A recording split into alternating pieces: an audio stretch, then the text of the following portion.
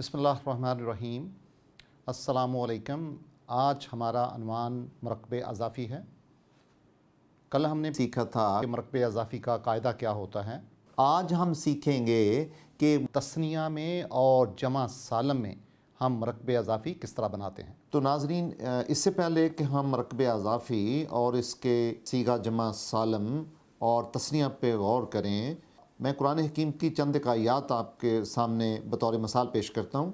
الحمدللہ رب العالمین۔ رب العالمین سورہ الفاتحہ قابل غور ہے۔ سورہ رحمان میں ہے فَبِأَيِّ آلَاءِ رَبِّكُمَا تُكَذِّبَانِ۔ رَبِّكُمَا تُكَذِّبَانِ، ما تُكَذِّبَانِ قابل غور ہے، یہ مرکب اضافی ہے۔ رب المشرقین و رب المغربین، یہ سورہ رحمان سے دونوں ہیں، رب المشرقین و رب المغربین، یہ تثنیہ کا صیغہ ہے لیکن مرکب اضافی ہے۔ عالم الغیب والشہادتی هو الرحمن الرحیم۔ عالم الغیب قابل توجہ ہے چونکہ یہ مرکب اضافی ہے۔ اور اسی طرح قرآن حکیم کہتا ہے اِنَّا أَنزَلْنَاهُ فِي لَيْلَةِ الْقَدْرِ، تو لیلۃ القدر مرکب اضافی ہے۔ تو ناظرین، اب ہم دیکھتے ہیں کہ مرکب اضافی کیا ہوتا ہے اور اس کا جمع سالم کا صیغہ اور تثنیہ کا صیغہ کیسے بنتے ہیں۔ مرکب اضافی میں ایک مضاف ہوتا ہے، دوسرا مضاف الیہ ہوتا ہے۔ مضاف کہتے ہیں ایک ایسی چیز جو کسی کے قبضے میں ہو، اور مضاف الیہ ہوتا ہے جو قبضہ کرنے والی یا کسی چیز کی ملکیت حاصل کرنے والی شخصیت ہوگی۔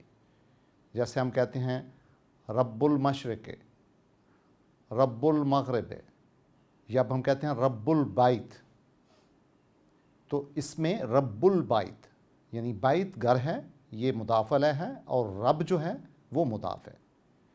اسی طرح ہم نے یہ جانا تھا کہ جو مضاف ہے وہ جب مرکب اضافی میں آتا ہے تو اس کے آخری حرف کے اوپر تنوین جو ہے وہ ہلکی ہو جاتی ہے۔ ہلکی کا مطلب ہے کہ تنوین سنگل ہو جائے گی، یعنی ڈبل ضمہ ہوتا ہے وہ ایک ہو جائے گا، اور مضاف الیہ کے آخری حرف کے نیچے کسرہ آئے گا، یعنی کہ زیر آئے گی، اور مضاف ہمیشہ پہلے آتا ہے اور مضاف الیہ بعد میں آتا ہے۔ ہم نے کل اکثر مثالیں دیکھی تھیں مضاف اور مضاف الیہ کی۔ آج ہم جن مثالوں پہ غور کرتے ہیں وہ تثنیہ کی ہیں اور جمع سالم کی ہیں، کیونکہ اس میں تھوڑا سا جو پہلے قاعدے میں ہمیں اضافہ کرنا پڑے گا۔ مثال کے طور پہ آپ دیکھیں کہ اگر ہم تثنیہ کہتے ہیں دو کو، دو چیزوں کا مجموعہ تثنیہ، عربی زبان میں تثنیہ کے لیے الگ صیغہ استعمال ہوتا ہے۔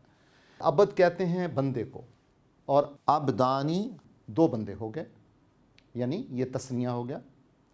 اچھا، اگر میں کہتا ہوں عبدانی اور اللہ، یہ دونوں اسم ہیں، ایک تثنیہ کا اسم ہے اور ایک واحد ہے۔ اگر ہم ان کو ملاتے ہیں تو عبدانی ہو گئے بندے، یعنی کہ مضاف۔ کس کے بندے ہو گئے؟ اللہ کے، تو اللہ کیا ہوا؟ مضاف الیہ۔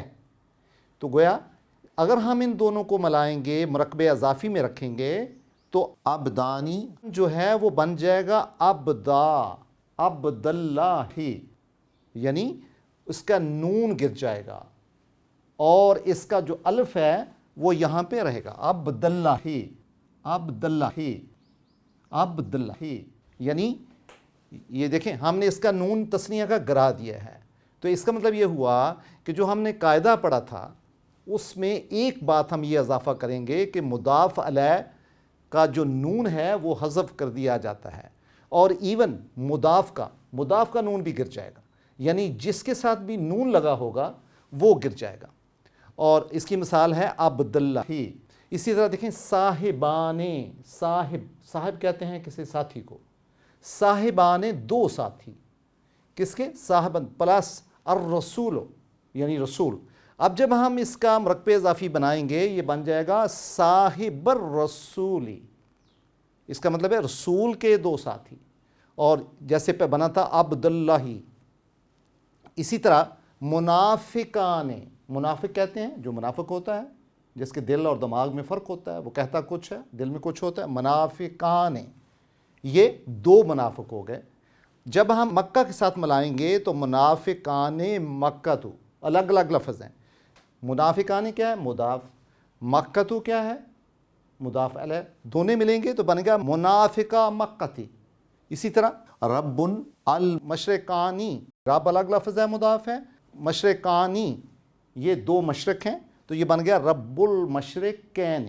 اب یہاں پہ یہ دیکھیں جو مشرقانی کا الف جو تھا وہ بدل جائے گا اس یہ میں، مشرقین کی یہ میں بدل جائے گا تو یہ بن جائے گا رب المشرقین. اسی طرح رب العالمانی، عالمان دو عالم کو کہتے ہیں. اس میں رب کیا ہے؟ مضاف ہے. عالمانی کیا ہے؟ مضاف علیہ ہیں لیکن دو ہیں. تو وہی ٹریٹمنٹ کہ بے شک مضاف تثنیہ مضاف میں ہو یا مضاف علیہ میں ہو، ان کے ساتھ سلوک ایسا ہی ہوگا. یہ بن جائے گا رب العالمین. تو گویا کہ تثنیہ کے الف کو ہم نے یہاں پہ یہ میں تبدیل کر دیا. تو بچوں یہی قاعدہ ہے کہ جب آپ نے مرکب اضافی میں جہاں بھی تثنیہ آئے گا بے شک وہ مضاف میں ہو بے شک وہ مضاف علیہ میں ہو، آپ اس کے نون کو گرا دیں گے جہاں کہیں نون آئے گا، اور جہاں کہیں بھی اس کا الف آئے گا اس کو بھی یہ میں تبدیل کر دیں گے. تو گویا دو باتیں یاد کرنے والی کہ تثنیہ میں الف کو یہ میں چینج کریں گے اور نون کو ہم گرا دیں گے تو وہ مرکب اضافی بن جائے گا جس میں مضاف تثنیہ بھی ہو سکتا ہے اور مضاف علیہ بھی تثنیہ ہو سکتا ہے، ان دونوں میں سے کوئی ہو سکتے ہیں. اسی طرح آج کے سبق کی جو دوسری بات ہم نے یاد رکھنی ہے وہ یہ ہے کہ جمع سالم کی مثالوں میں کیا کرتے ہیں، چونکہ وہاں پر بھی تو واو آ رہا ہوتا ہے تو یہاں ہم یہ کرتے ہیں مشرکون مکتو. مشرکون میں دیکھیں زیادہ مشرکوں کو کہتے ہیں، یعنی جو اللہ تعالیٰ کی ذات کے ساتھ دوسرے لوگوں کو الہ ٹھہراتے ہیں، ان کی عبادت کرتے ہیں، ان کو مشرک بولتے ہیں. مشرکون جمع سالم ہے، کیوں؟ نشانی کیا ہے؟ اس میں واو آیا ہے. مشرکون یعنی مشرک لوگ. مکتو اگر ہم الگ استعمال کریں گے تو مکتو پڑھیں گے.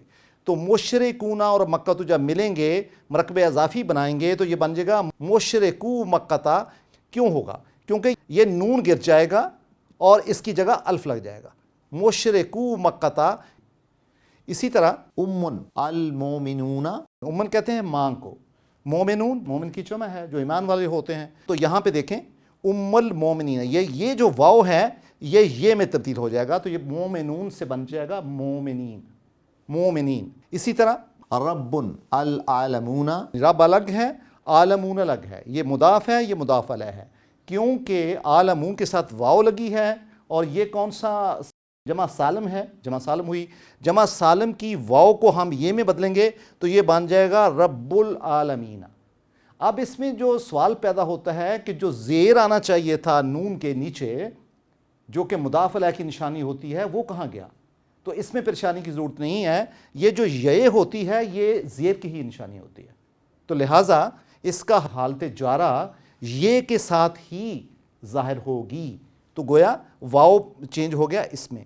یہ دیکھیں یہاں پر بھی دیکھیں نون کے نیچے زیر نہیں آیا، چونکہ یہ لگ گئی ہے ساتھ تو اس میں یہ مطلب پایا جاتا ہے یہ میں حالت جارہ میں ہے.